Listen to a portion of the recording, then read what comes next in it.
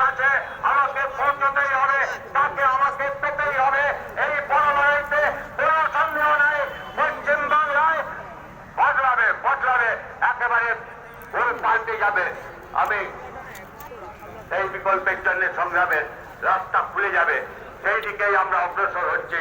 সেই কাজে আপনারা সবাই আমাদের সঙ্গে আছেন, থাকবেন, অনেক মানুষকে আরো নিয়ে আসবেন, এই বিশ্বাস রেখেই আপনাদের সবাইকে আমার আন্তরিক ধন্যবাদ, অভিনন্দন, কৃতজ্ঞতা, নমস্কার, সালাম, জোয়ার আপনাদের আমার পরিবার হয়ে জানান।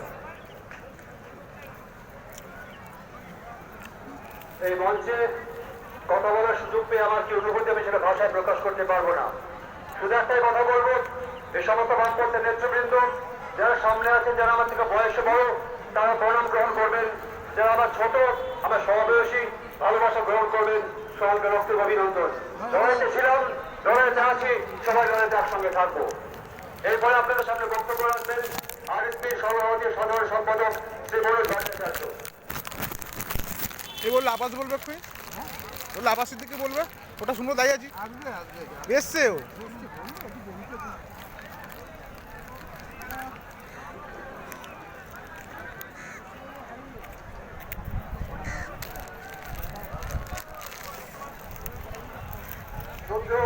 সভাপতি মঞ্চে উপবিষ্ট